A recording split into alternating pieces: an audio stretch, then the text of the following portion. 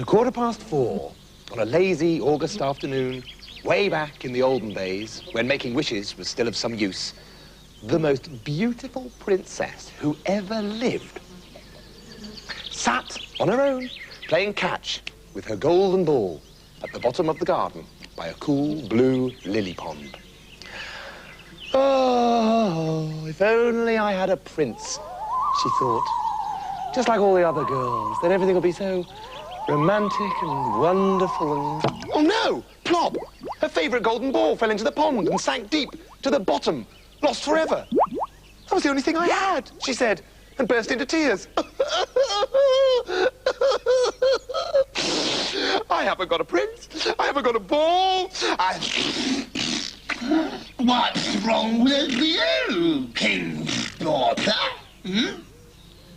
Sapphire, that was her name. Princess Sapphire looked round and saw a frog stretching its big, ugly head out of the water. What will you give me if I bring your golden ball back up out of the water? Well, whatever you would like, dear frog. Wow! Will you let me be your best friend and sit beside you at the table and eat off your little golden plate and sleep beside you on your little silken pillow? Well, yes, of course, said Sapphire. I promise. So the frog swam down into the cool blue water. Oh, a newt. And he came back up with the golden ball in his mouth. He said, and the ball, plump, plump, plump, rolled onto the grass at Sapphire's feet. And she snatched it up, and without saying thank you, ran away happily back to the palace. No, wait, said the frog. I thought I was going to be your friend. But she was gone, and there was nothing the frog could do but stay sitting in the pond, feeling like a complete fool. And wet, and very, very lonely. Ready? No.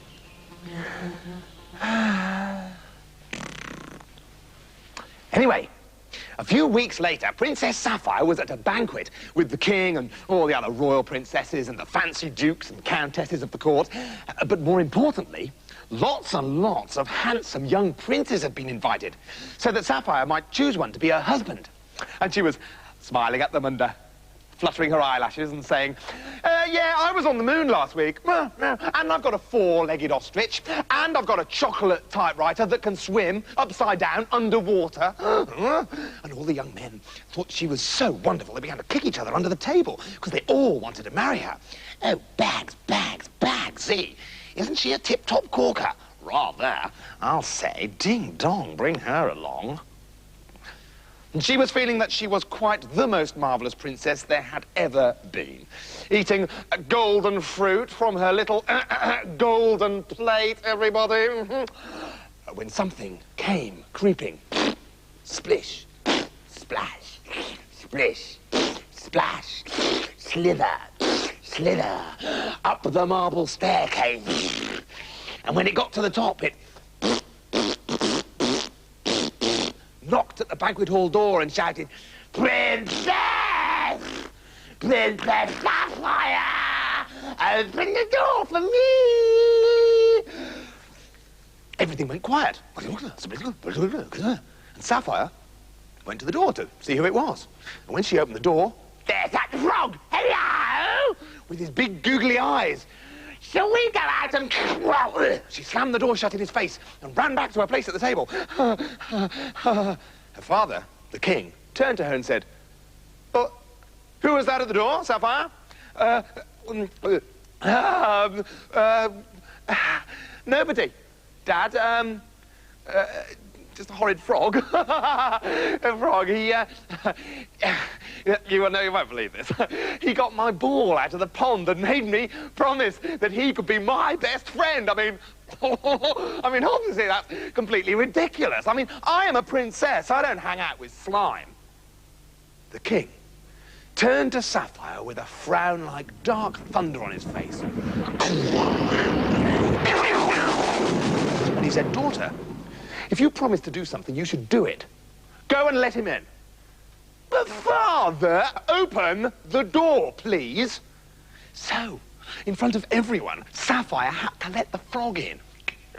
Oh, princess! Mwah, mwah. Don't you talk to me. Come in then if you're coming.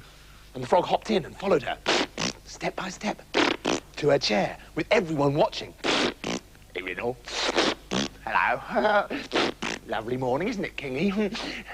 Sapphire sat down and left him on the ground, trying to ignore him. So, come on, everybody.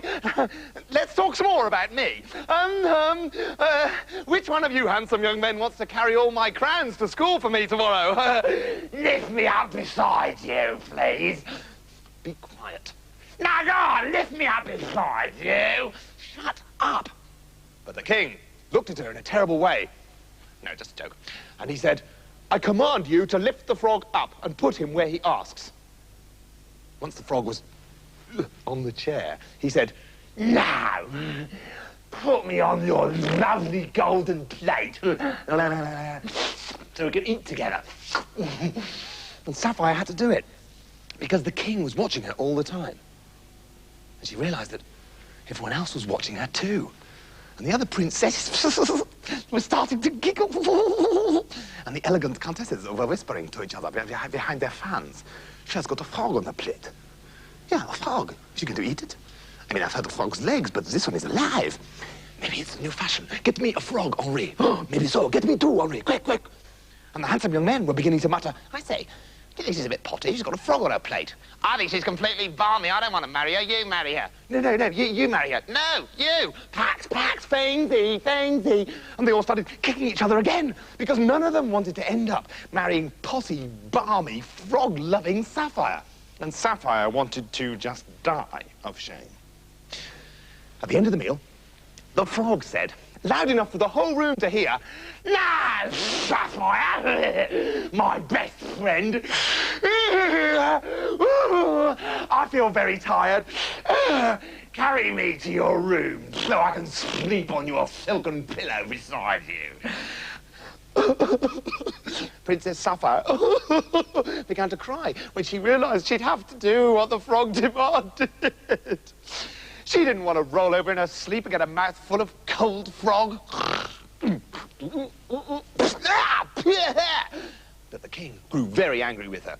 You do as you are bid, girl. A promise is a promise. He helped you when you were in trouble. Now you keep your part of the bargain. Just because he's a slimy lump of horrible green revoltingness is no excuse for rude behavior. So she took hold of the frog with 2 fingers, and she had to carry him upstairs, all the way up the stairs. And in her bedroom, she slammed the door and threw the frog in the corner. Boing, boing, boing, boing, boing, boing, boing, boing, boing, boing, boing. And you stay there and be quiet, you disgusting creature. All I've ever wanted is a prince, and now you've ruined everything. I'll be princeless for the rest of my days.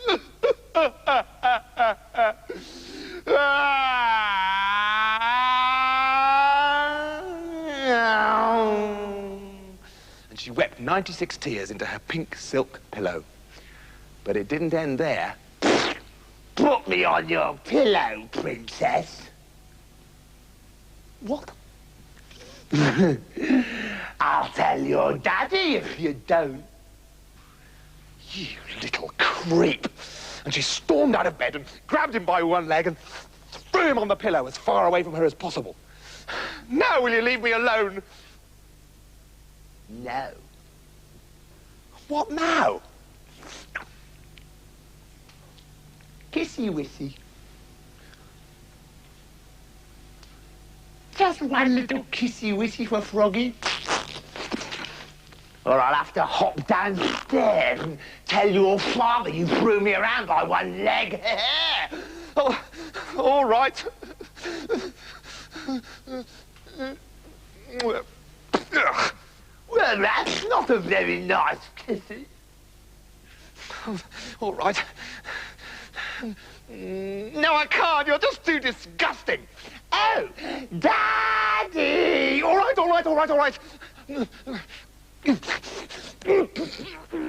Oh. Oh, God, I'm going to be sick.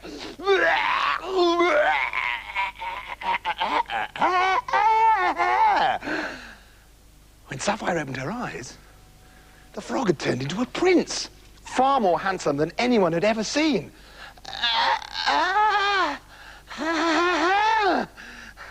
Hello, said Sapphire. Thank you, said the prince. I was turned into a frog by a wicked witch who could only be saved by a kiss. It's unlucky that you're such a nasty, bad-tempered creature, but you might get kind-hearted as you get older, so twinkle, twinkle, twinkle. If you like, you can marry me. Oh, all right, said Sapphire. Great, said the prince. I can't talk to you anymore now. I'm going to have a shower and get all this pond water off me. I suppose I'd better find some clothes as well. See you in the morning. It was love. And the very next day, Sapphire and the magic prince were married. Hooray, hooray, ding dong, lots of confetti and parties. And they lived happily ever after.